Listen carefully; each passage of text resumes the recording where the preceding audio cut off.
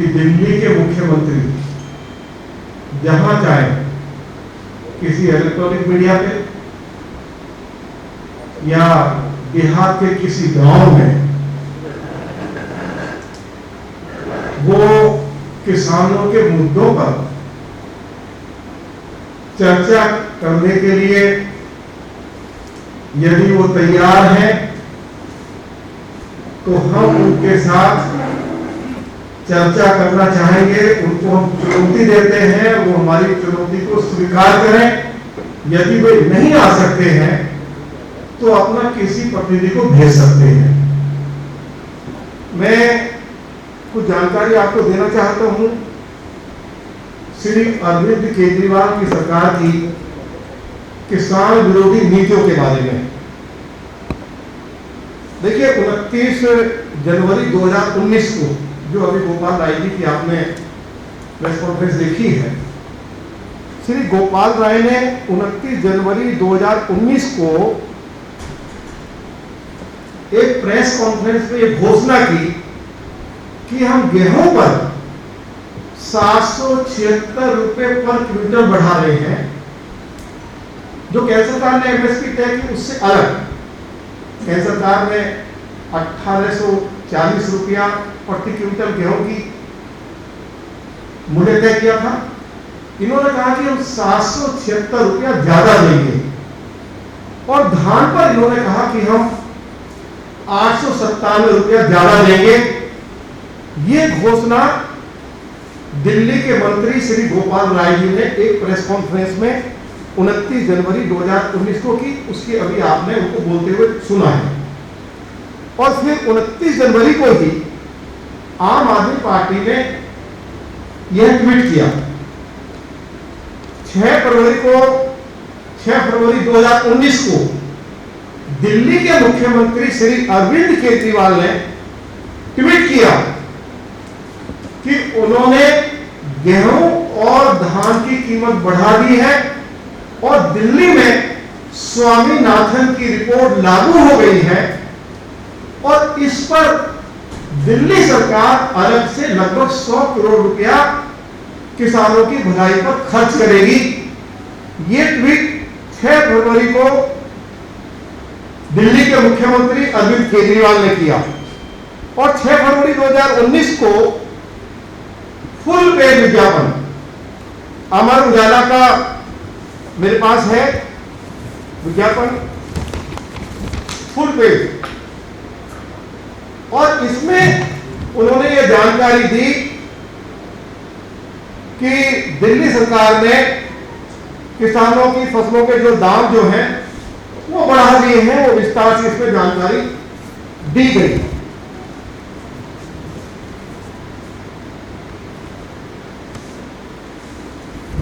इसके बाद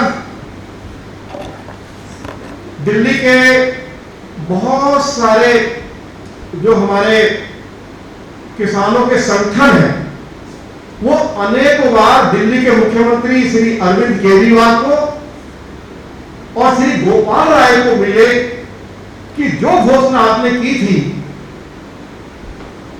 गेहूं और धान पर आप 600 कुछ रुपया बढ़ाने की जो बात आपने कही थी, आखिर उस घोषणा का क्या हुआ। अरविंद केजरीवाल किसानों के प्रतिनिधि मंडल से मिलने के लिए तैयार नहीं हुए। यह जानकारी बिहार के लोगों से आई है। मैं 3-4 बातें और कहना चाहता हूं और आपके माध्यम से मैं दिल्ली के मुख्यमंत्री से पूछना चाहता हूं कि पूरे हिंदुस्तान में जो किसानों की जमीन एक्वायर की जाती है उसका मुआवजा बढ़ा दिया गया है, लेकिन दिल्ली के अंदर जब कभी आदरणीय श्री साहिब सिंह वर्मा जी मुख्यमंत्री थे, उन्होंने जब किसानों का जो मुआवजा बढ़ाया था, उसके बाद अरविंद केजरीवाल 6 साल से मुख्यमंत्री हैं, उन्होंने किसानों के मुआवजे में 1 पैसा बढ़ोतरी नहीं की है। आज दिल्ली के किसान को 17 लाख रुपए एकड़ से लेकर 53 लाख रुपए एकड़ मिलता है। अगर आप हरियाणा में जाएंगे तो वह 1.5 करोड़ रुपए से लेकर 4.5 करोड़ रुपया पर एकड़ किसान को मुआवजा मिलता है। दूसरी बात यह है कि अरविंद केजरीवाल ने 3 बार दिल्ली देहात के लोगों से, 365 गांव के लोगों से ये वायदा किया कि जैसे ही हम सरकार में आएंगे हम गांव का लाडोरा बढ़ाएंगे। आदरणीय साहिब सिंह वर्मा जी जो मुख्यमंत्री थे या वो विकास मंत्री थे उससे पहले, उन्होंने सैकड़ों गांवों का लाडोरा बढ़ाया, लेकिन अरविंद केजरीवाल की सरकार ने अभी तक एक गांव का लाडोरा भी नहीं बढ़ाया है। तीसरी बात मैं आपको बड़ी इंटरेस्टिंग बताना चाहता हूं। दिल्ली के जो किसान हैं, इनसे अरविंद केजरीवाल ने चुनाव में वायदा किया था कि आपको बहुत महंगी बिजली मिल रही है, हम इस बिजली को सस्ता करेंगे। अभी दिल्ली के किसान को 1.5 रुपए यूनिट से लेकर 8 रुपए पर यूनिट के हिसाब से बिजली मिल रही है और 125 रुपए पर kilowatt per month fix charge देना पड़ता है।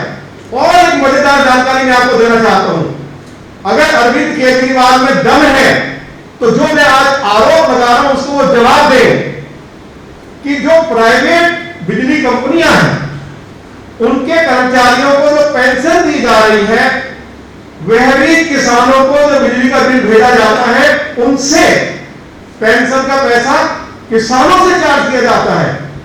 और इन बिजली कंपनियों के जो कर्मचारी अधिकारी हैं उनको 700 यूनिट हर महीने मुफ्त दी जाती है और उसका पैसा भी जो है किसानों से और अन्य बिजली उपभोक्ताओं से लिया जाता है।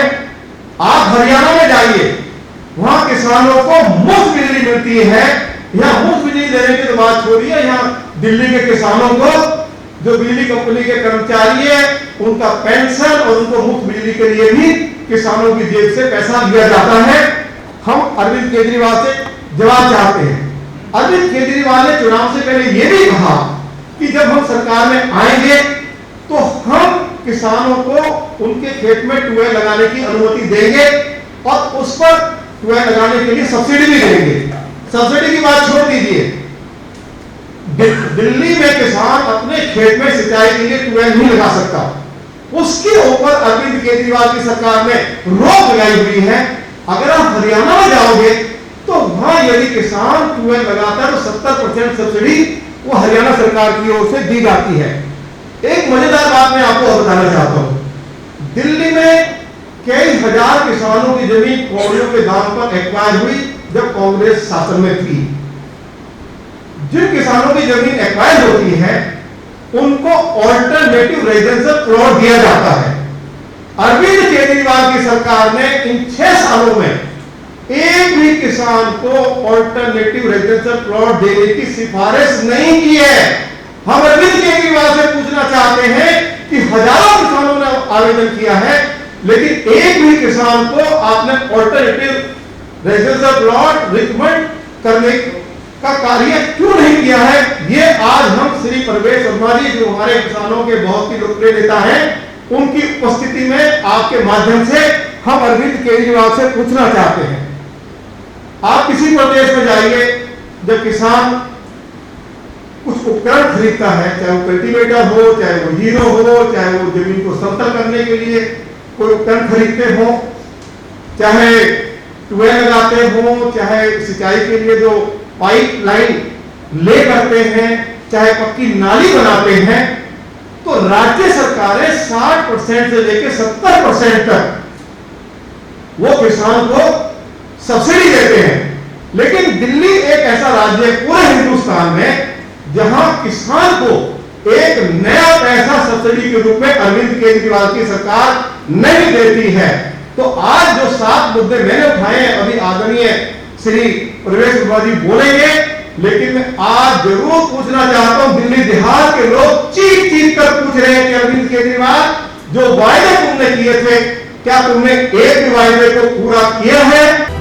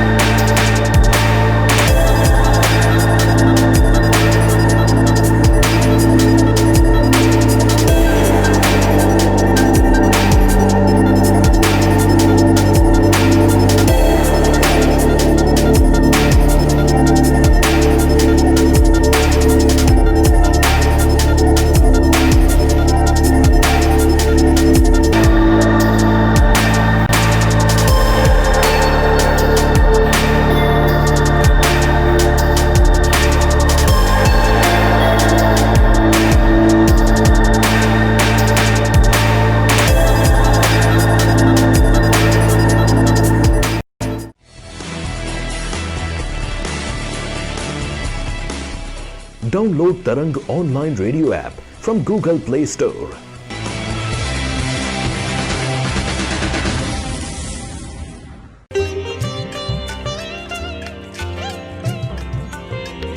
You are listening to Tarang Devotional Online Radio.